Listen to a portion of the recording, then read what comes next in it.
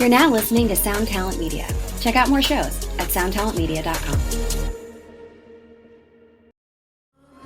This episode is brought to you by the new true crime docuseries American Nightmare, only on Netflix.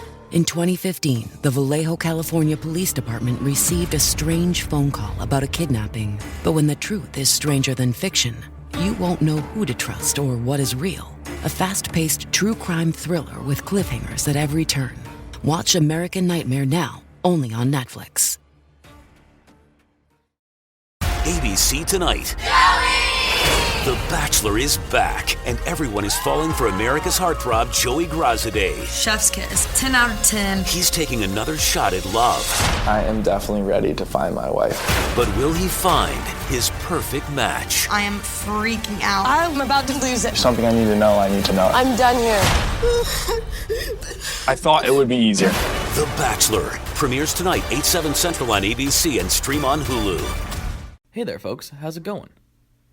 You probably think I'm about to say that this episode is sponsored by Sinusoid, but it's not. It kind of is, but it's not. But you should still go to sinusoid.com and check out their offerings anyway. No, this episode's a little bit different. This episode is, I suppose, the official announcement of the Tone Mob Patreon. We talk a little bit about it in the episode, and we do things a little bit differently, but the reason for this extra episode in between regular Tone Mob airings is because I want to give you guys a taste of the $5 level, which we are experimenting with. The $5 level is where you actually get extra episodes every week. It will be a little bit different format than what you're used to. I'll be sitting down weekly in the Shred Shed with my good friend Mr. Jeston Porter, and we will be shooting the breeze about guitars, pedals, obviously pizza. There'll be a lot of food talk with me and Jess. We're foodies, so that's going to happen. But we're going to try to shoot for half hour or more episodes every week in between the regular Tone Mob episodes. And you can find out more by visiting patreon.com/tonemob. That's patreon.com/tonemob. And you can read about all the additional levels on there, but this is just kind of a sneak peek at what we're shooting for at the $5 level, where you start getting those extra episodes. So without further ado, here's Jeston Porter and I in the Shred Shed shooting the breeze.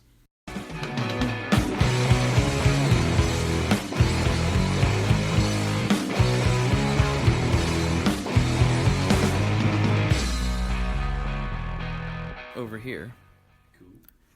And if you could clap your hands for me, Jess, real loud. Like right here. Just right, yeah, wherever. Yeah, do that again. Now we're synced. All right. Okay. Mr. Porter, we're here in the Shred Shed yet again, where we've been many times. Many times. But under a little bit different circumstances. Yes. Usually when we talk, we're not recording it. There's not microphones in our face. It's a little different. It's kind of weird. I've never talked to you. Even when we did record, a year ago, the mics weren't like right in our face. No, it was kind of in the center of my car. It was more just like we were just driving and chilling. It wasn't a big deal. But here I'm just like staring at this thing. Yeah, that's not even how I'm used to recording in general. I record remote, so I'm not looking at anyone in their dead in their eyes. That is true. It's kind of enjoyable, maybe. I don't know. Is. I guess we'll find out. It's always a little bit stiff at first. Like, I haven't done a ton of it in person, but a few. And it's always a little bit like, why are we staring at each other like this? You recorded Keely in here, but there again, we just kind of threw the mic up in the center of the room. Oh, okay. And it was a little less like that. Okay. And then Andy, we did just like this, and it was kind of like starting. We might have even had the same conversation. I don't remember. It's possible. It's highly likely. Yeah. And then Brian. There was that time at NAMM with Brian. Which was even closer because we were using the same microphone. Yeah. That was that was really cute. It was very, very intimate. It probably looked like we were about to get in a fight because we were just like dude, bro, out of my face. Yeah, just get out of my face. Standing, staring like 4 feet, like 3 feet maybe apart from each other, like just like staring at each other in the middle of an empty hall. Like whether there was a deal gone bad in the back room at NAMM. Which I'm sure has happened before. I'm sure it has. There's probably been some throwdowns at NAMM. Yeah. Like 100%. I can totally see that. Instead of the Pedal Builders Summit, there's a Pedal Builders Throwdown. But it's like the scene out of Anchorman. Oh, man. That would be amazing. It would. I would legitimately enjoy watching that. Who would you like? Which Pedal Builders would you like to see fight? Oh, man. That's... Well, Not that I think anybody actually would, but who would you like to see brawl? I know it's tough. That's a tough question. This is not the topic we thought we were going to talk about, but it's definitely worth talking about now. It's worth going down this road. Mm-hmm. I would say, let's go with. I think Brian Bicknell looks like he's been in a scrap or two. I think he could hold on his own. From Spruce? Spruce. Yeah. You think he'd... Okay, who would he brawl against? Who would I put him up against? Let's see. It's a tough decision. Well, I think it'd be interesting to watch him and Jack go at him it. and Jack DeVille, yeah. go at it. I think Jack DeVille's a scrapper. Yeah, I think they both could be. I think it could be that could be an ugly situation. It could be. I don't want to see it. I don't actually want to see it. I don't want to. Actually, I don't want any of this to happen at all. No. I'm tired of talking about it. I'm getting bad visuals. It was a good idea at first. Yeah, it was, and it took a bad turn. Now it's taking a dark turn where people are getting cut. Sorry about that. I don't like this idea at all. Never mind. Let's keep the Pedal Builder Summit. That's much more enjoyable. Yeah, I think, and less death. Let's a little bit. Well, yeah. Different reasons. I mean, it's a surprise we survived when we tried to steal Yoshi's car. Oh, dude. I will never forget that. It was the most amazing thing that has ever happened to me, I think. I've talked about it on the podcast before, maybe. Yeah, I don't remember who you were talking to, but I remember it coming up. Yeah, what the situation was is we called it Uber at the same time as Yoshi, who's the president of Boss. You may have heard of that company before. Yeah. And little up-and-comer. A little scrappy upstart. I think they're going to do big things. Yeah. And it just so happened that our Uber car was the same exact color and year and model and everything as the Uber that he ordered. And so when it showed up, we thought it was for us, and we climbed in, and it was like, hey, no, you're trying to steal my car. And I was like, no, it's our car. Like, no, this is our car. And the guy that was with Yoshi, I didn't catch his name, but he checked the license plate, and he's like, nope, this is ours. Yeah, it was like, oh, sorry, dude. I feel really weird now. So that was a little awkward, but it was fine. But what we should probably talk about, since this is like the beginning of possibly a new thing, we should probably explain what the new thing is, and then we'll go from there. It's a good idea. The new thing is we're going to try this whole Patreon thing that a lot of casters and different content creators have been doing, and we thought, well, what are we going to do? So we decided, or I decided, like, well, Jess and I have lots of conversations that should probably be recorded anyway, and a lot that shouldn't be recorded. And we'll go ahead and not record those. And then we won't. Also. We'll just delete those ones. Yeah. And we thought it would be something that we could try, a little extra Tone Mob content for all of you wonderful listeners out there. And so this is our first go at the Patreon extra bonus episodes. And we're going to go ahead and put this one out in the main feed just as a little announcement. Like, hey, everyone, this is a thing that we're going to try.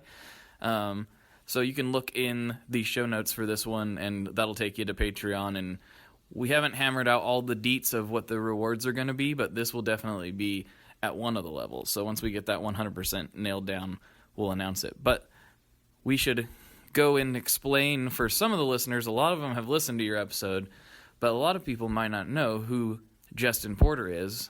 That's actually the one episode that I haven't listened to all the way through. It's a good episode. Because I know we talked about a lot of cool stuff, but I was listening to myself talk, and I was like, I can't listen to that. I know. It's a thing. It's so weird. Why is that a thing? I don't know. Everyone does it.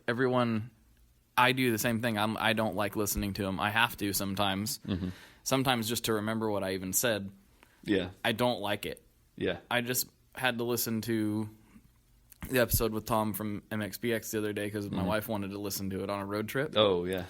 It was like nails on a chalkboard to me. That was a good episode, though. It was. He was a treat. It was just like, who's that other idiot talking? But I figured this would be a good time to intro the Patreon stuff and intro Jess. And this is going to be, hopefully, we'll see how it all works out, a weekly thing for the Patreon subscribers. So, Jess, why don't we tell me a little bit about yourself, Jess? Well, as you may or may not know, I live in the same town as you and have been hanging out with you for about 15 years. Something like that. It's kind of weird to think that it's been that long, but yeah.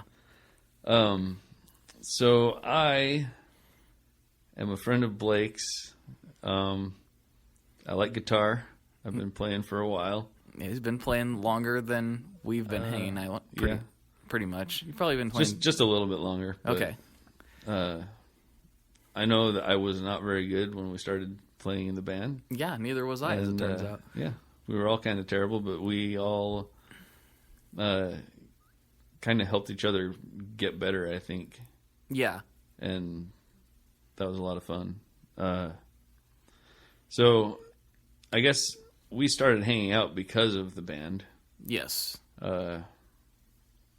And just over the years, like, basically Jess is one of my best friends, and we always talk about gear, and he's, like, been a part of the Tone Mob community stuff, like, really in depth for a long, long time, and it's he's the guy that we nerd out together separately, and through the I don't know, the years of nerding out on music and gear, that's like part of what has led to this whole thing. So and it seemed like a natural thing to try, like, hey, let's this is what we do. Yeah, let's record it. And maybe somebody might be interested in what we have to say. Yeah.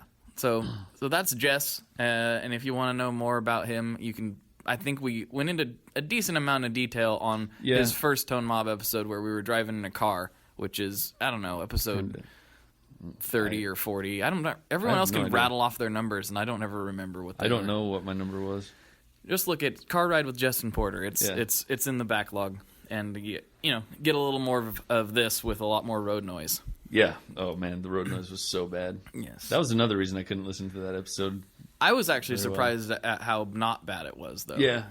It was to be expected, but like for how we did it, it wasn't so bad. Yeah. That's fair. All things considered. Yeah.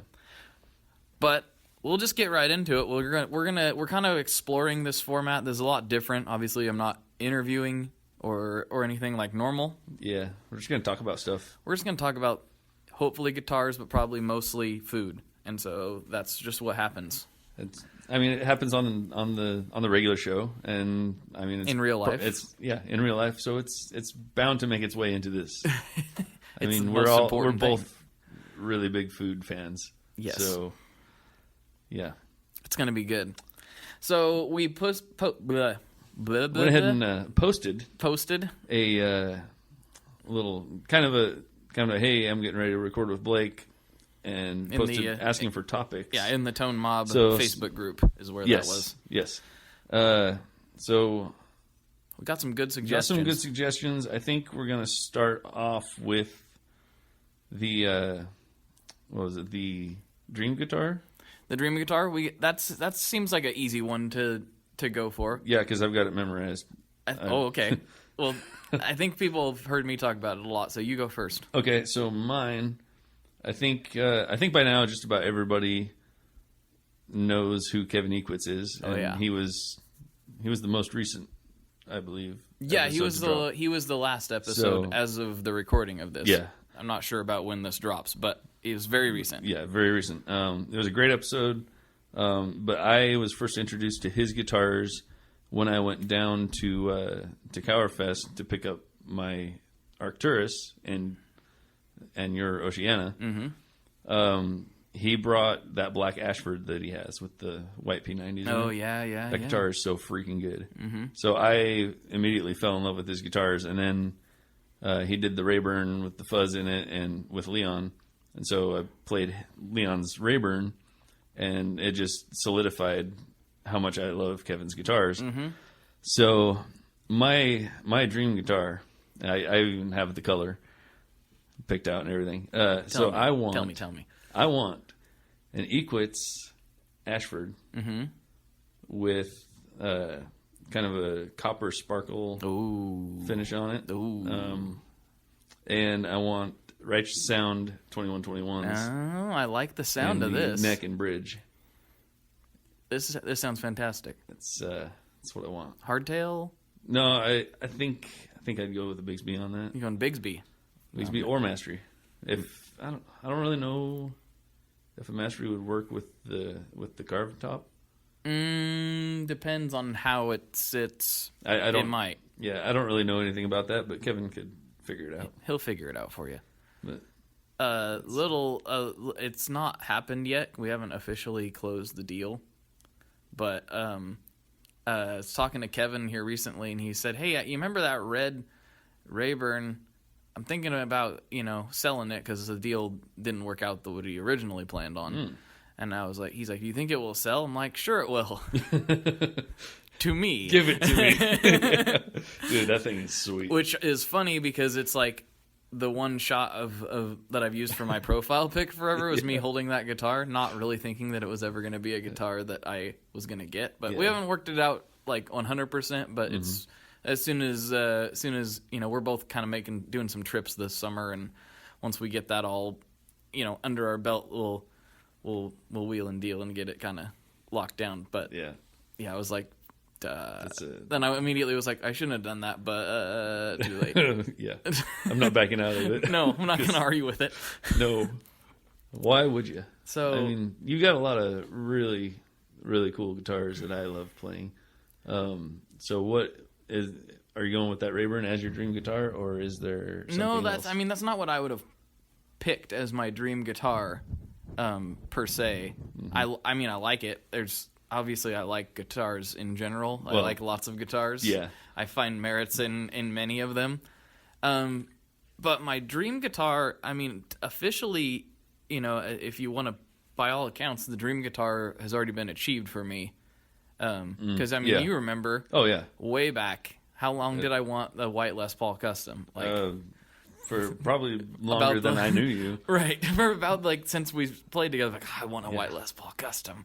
Yeah. And so when I found that one here last year, that was it was a weird thing. It was a weird realization of a dream, that I kind of had just kind of thought wasn't going to happen, just because I'd played so many stinkers. Yeah. I'd played a ton of Les Paul Customs, and they had all the ones I played. I probably played 20 plus over the years, and I was like, maybe I don't want one of these. Maybe I just like it aesthetically, and that's it. And there's nothing wrong with that. No, there's nothing wrong with wanting one just for aesthetic purposes. But I was like, I'm not going to buy one that I'm never going to play. Yeah, there's no point to that. So I felt really lucky when I got that one last year, and it's not even what I thought. I didn't whose dream guitar. Not very many people's quote unquote dream guitars from 1981. It's not. Yeah. It's not a technically desired year. It just it turns out that those late 70s, early 80s Les Pauls, the Customs and a few others are actually more desirable than I realized. Oh yeah.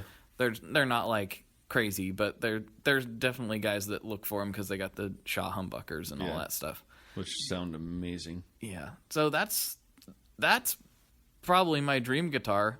Mm-hmm. Other than that, it's the Oceana. Well. I don't know. Realistically. It changes so much as which one's my... if my house is burning down, which guitar I'm grabbing. Well, yeah. I'm grabbing the Junior. Well, yeah. So I guess that's really the guitar. Yeah. Because... not just for how awesome it is, but there's a lot of sentimental value there too. Because it was your grandpa's guitar, so right. So it's obviously going to be. That's no question. I would miss everything. Oh yeah, absolutely. But it's if that is my easy, if you can grab one thing. Yeah. And some people have asked oh, wouldn't you try to could your one thing be pedals?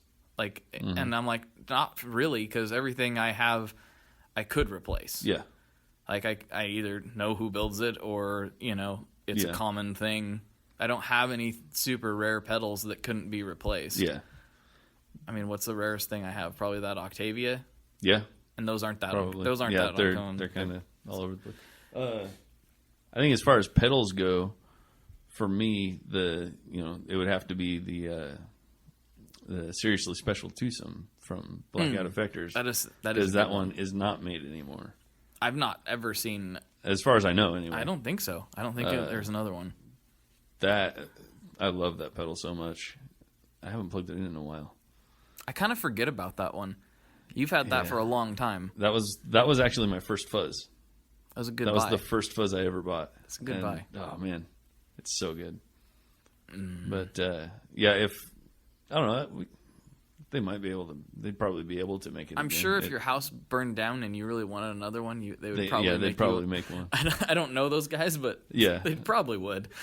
I could imagine. Because, they seem pretty cool. I had to email them about something one time. They're like, oh, yeah, just, send it in. We'll take care of it if you want. And if you want to take care of it yourself, then that's cool, too. Oh, nice. They were pretty cool about it, so. Good times. So then, I guess we're done with that subject. I guess. Great transition. Yeah, right? Industry professionals over here. Yes. I do this all the time. You do. It's what I do. It is what I do, and I still am super pro at it, as you can tell. Yep. So... What was the other? It was cheap guitars? There was, it was like a dream guitar / cheap guitar thing. And the question, I don't know if maybe people have updated in there. I was checking and I haven't seen an update on that. Yeah, we were. Our question is, what exactly is a cheap guitar? Because I think of cheap being, in my mind, like sub $200 or $200, $250 and under would be pretty cheap. I would agree with that. And you start creeping up into the $300-400 range. I mean, first of all, you can get some great guitars in the $300-400 range these days. Yeah, like shockingly good. Like, wow, this is better than more expensive guitars sometimes. Yeah. But I'd almost put those in the affordable ballpark, not so much cheap. I think we could probably cover both. Go your favorite guitar sub $200. And then your favorite, like, $300 to $600 or whatever. Yeah, that one's pretty. And that's a pretty wide range, but yeah, that's a pretty easy one for me in the cheap guitar because I already know what my favorite one is. Although it's not like actionable advice for anyone because I can't find it. Is that old probably I don't know if it was a Tisco or who actually made it. That old marquee I used to have. Oh, dude, with the 4 pickups. Still kicking myself, dude. Yeah, that thing was freaking cool. I should not have got rid of that. It seemed like it was a really short scale, though. It was hard to play. I didn't have too much problem with the shorter scale. Okay. It was definitely short scale. I don't remember how many inches it was. It was like noticeably smaller. Yeah. But it sounded so cool. It did. And it actually stayed in tune. Yeah. And like had a good feeling neck and action on it, which a lot of those are very hit or miss. Yeah. That was a really cool guitar. So I would say that's it. I would, that marquee. And I'm still waiting for it to come back to me. I had a guy in 60 Cycle group, I can't remember, email me, or I can't remember how it worked. Oh, he messaged me wanting to sell one that was very similar, but I can't remember whatever kind of became of that. It wasn't exactly the same, if I remember right, and I'm like, want the same one? Yeah. I don't know. But then again, like I have this fear, like if I find that guitar again or a different model of it, it's going to show up and it's not going to be nice like that one was. Yeah. Yeah. It's especially with hit and miss guitars like that. Like with a Strat, there's really, really nice Strats, and then there's a whole bunch of them out there that don't play the same. And they're really hit and miss. Like a Tele, I've played a lot of Teles at a lot of different levels, and you pick it up and it's like, hey, it's a Tele. It's good. And there's different levels of good in that, but I've never picked up a Tele and went, this feels like garbage. Right. It's a Telecaster. It's a plank of wood. It's hard to mess it up. And I've picked up Strats and went, this feels like garbage. Mm-hmm. But my Strat, I love. Mm-hmm. And I actually had it up for sale at one point.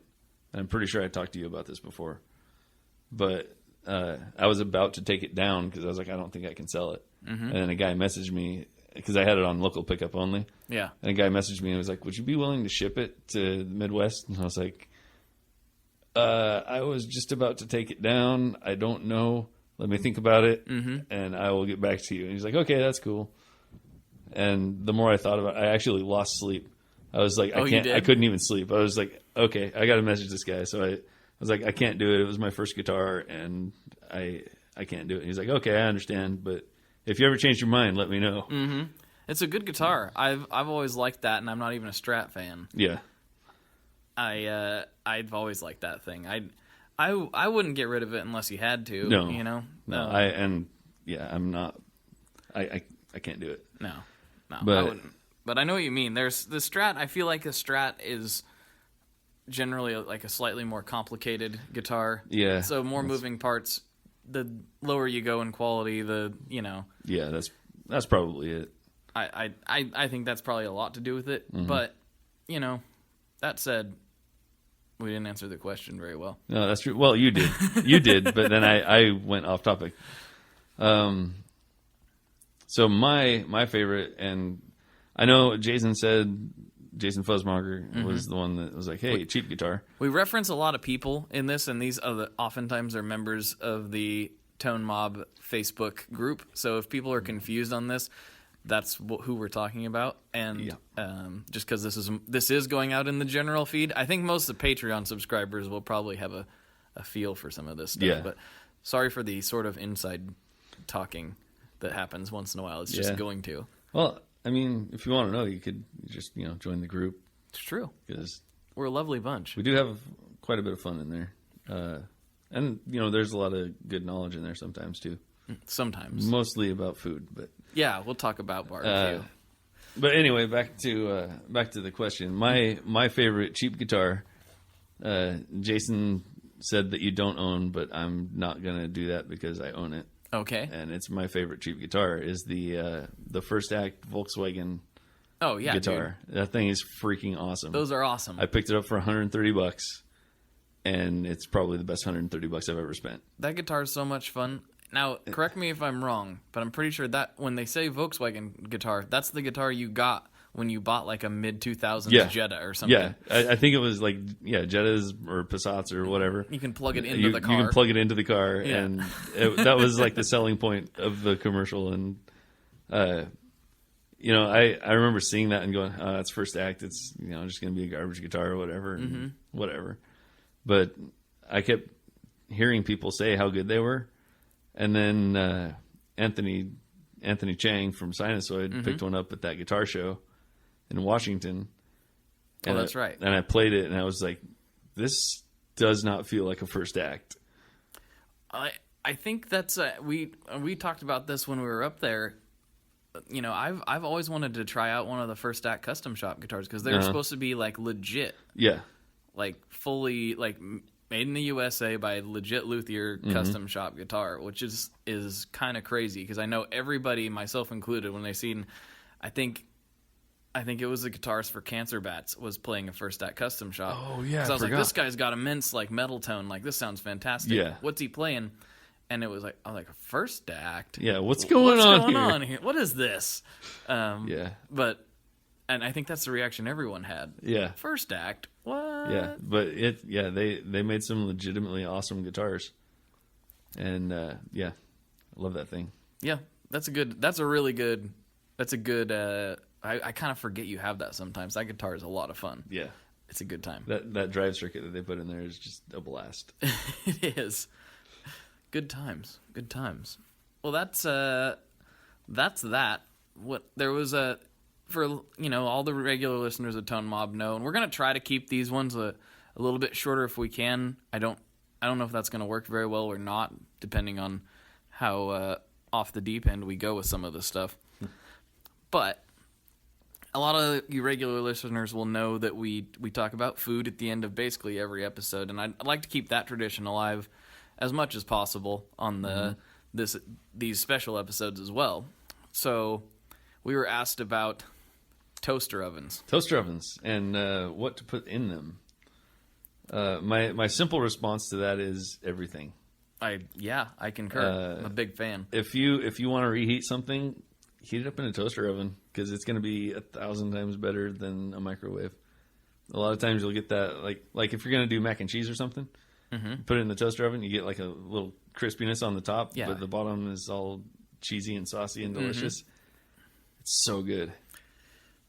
There are a few things. I mean, I love the microwave for many purposes. Yeah. You know, reheating coffee, things like that. Yeah. I know that's probably like made a bunch of coffee nerds throw up, but I don't know that much about coffee, I don't really like Keurigs for a variety of reasons. Yeah. So I'll just like make some, and if I don't drink it all, I reheat it in the microwave. So I'm sorry if that's a faux pas, but it's what I do. But toaster ovens, I think are magical, and I think very underutilized. I remember when I first got married, I was like, "Oh, we don't have a toaster oven. This is a disaster." And my wife didn't understand why I might need a toaster oven. She's like, "Well, just put it in the microwave, or if it goes in the oven, you put it in the oven." And it's like, no. The oven takes too long to heat up. Yeah, you got to preheat it. Yeah. It takes time, and I'm hungry now. Yeah, if I want to reheat a sandwich, 5 minutes. Yeah, throw it in the toaster oven. And the thing is, with the toaster oven, like a lot of people want that pop-up thing. You can get some that have both. Yeah. But even if you don't, if you just get a decent-sized toaster oven, like you can still do toast in it. Oh yeah. That's what they're like, I want to do toast. Like you can still do toast. You can still do it. You just slide it in there. I do it all the time. It's a wonderful thing. I'm kind of like you. I'll reheat 99.9% of things in the toaster oven, except soups. Like soup. Yeah, well, yeah, you can't really do that. Yeah, but even then, usually, not all the time, but usually, we'll heat it up on the stovetop. Yeah, that's what I do too. So that takes a little bit longer, and I will say the microwave is superior for reheating soups over a toaster oven. But that doesn't happen that often. I don't reheat soups that often. Yeah. Other than that, it's almost across the board a universal win. Trying to think of another food that might not be as good in the toaster oven. It's all liquids, basically. Yeah, pretty much. If the toaster oven can't hold it, then it shouldn't go in there. But I mean, I could slide a cup of coffee in a toaster oven. Well, you could, but the cup's going to be really hot when it comes out. It's going to be a weird deal. Yeah. But I think it's by far, I know this is a controversial subject too, but pizza, if you're gonna reheat it, it has to be in the toaster oven. You're gonna put it in the toaster oven. Yeah. You can't, in my opinion, you can't microwave pizza because it becomes all soggy and it's kind of like not as good. Well, so there's a thing. There is one exception to that, and this is also kind of weird. Okay. It's when the pizza is. Maybe you probably shouldn't eat it because you've had it in the refrigerator for a little too long and it's kind of stiff. Then actually giving it a zap in the microwave loosens it up a little bit. Oh, okay, all right. and it does. The negative becomes then a positive because it gives that little bit moisture back to the. It's like when you squirt those or you drop those. Little tiny toys into the water that expand and turn into a big toy. It's kind of like that. Yeah. Oh, dude, I forgot about those. Not really at all like that, but. But yeah, I know what you're saying. That's that makes sense. Although I just did it the other day. It's although the only reason. So many times, I don't even reheat pizza. I love cold pizza. That's the thing. Just take it out of the fridge and it's delicious. I'm a all temperatures pizza guy. Yeah. Like, I'll eat it, like, sometimes I want the cold slice. Like, give me that cold slice, please. Sometimes I want the room temp slice. Yeah, dude. I mean, hot slices, always a good thing. Yeah. When reheated properly. But, that cold slice. Cold slice is so good. It's like, especially, like, certain ones, just, they're so good cold. I think the thing about that, to me, is, like, when you put it in the fridge and, like, all the flavors kind of... I don't know. I feel like the flavors kind of show through better when it's cold. Some of them do. for sure. I actually had this is not the exact same thing at all, but had some amazing barbecue, and we had a little bit of pulled pork left over. So we were sort of not really camping. Kind of, it was like a hotel, but we cooked outside. It was cool. Sounds like a good time. Yeah. So I was cooking eggs on a propane stove. As you do. And yeah, exactly. And so I mixed up a bunch of eggs, and then I threw in the pork that had been sitting in the fridge overnight. Oh yeah. And somehow, and I mixed it all up, and we ate it. Somehow that pork got better. Yeah. In the fridge. Yeah. I mean, I reheated it, of course, but like the flavors were more intense. Yeah. From it sitting overnight in the fridge.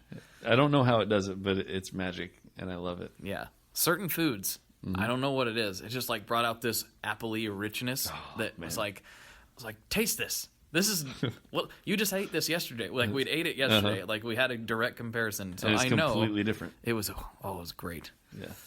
I love food. I do. I'm gonna do some grilling here pretty soon. It's been a while since I've done a brisket, done some pork shoulders.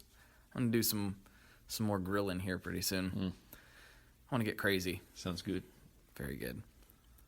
Well, Jess, I think we've actually hit our half-hour mark, and it feels like a comfortable place. Yeah. Instead of feeling a little short. Yeah. I think it's a good format. I think it's a good amount of time. It's not going to be a hard and fast thing, for sure. Yeah. Like there probably will be some that go to the hour. Oh yeah. Or more. I'm sure. Or who knows? Because we're gonna fly by the seat of our pants with this one. So if this is the thing that you would like a little more of. Yep, we'll be setting the Patreon up, and we'll be providing all that info very soon. But until then, we'll talk to you next time. All right. Later. Bye. So there you go, folks. That's that.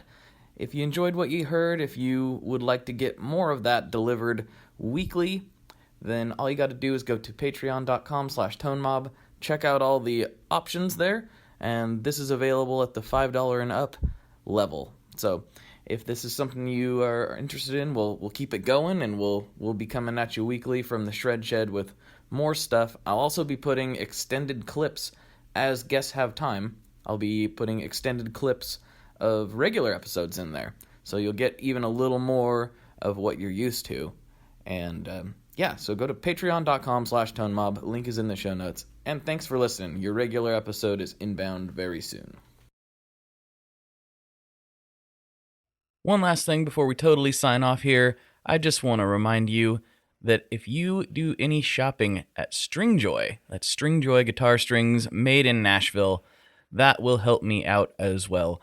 As I've said for years, I'm heavily involved in that company, and I really do think they're making the best products on the market. So if you would like to try custom strings, go to tonemob.com/stringjoy and check them out today. I seriously love what the team down there is doing. I help them out with all kinds of things, and by you supporting them, you are also supporting me as well. And hey, you need some strings, so why not get some custom strings just for your guitar and playing style? Again, the link for that is tonemob.com/stringjoy, and that will take you right to their website, and you can do all your shopping through there, and that will help everyone involved out. So thank you very much. Talk to you next time. We are brought to you by the wonderful folks at Gun Street Wiring Shop. Yes, Gun Street Wiring Shop. I've talked about them before. I used to say based out of Bend, Oregon, but guess what? Sean moved to my neck of the woods. Sean's in Portland. Sean is awesome and has helped me with a bunch of stuff lately. And if you have wiring needs for your guitar, he can help you too. If you want to get weird with it, he can get weird. If you just need to spruce things up a little bit, there's your guy. He takes all the guesswork out of doing your guitar wiring, and he makes it simple, and his customer service is top-notch, and I can't say enough good things about Gun Street as a company. I really respect Sean and what he's all about, and the product is top-notch. I've got 3 different guitars that now have Gun Street harnesses in them, and I could not be happier. So go to gunstreetwiringshop.com and check them out.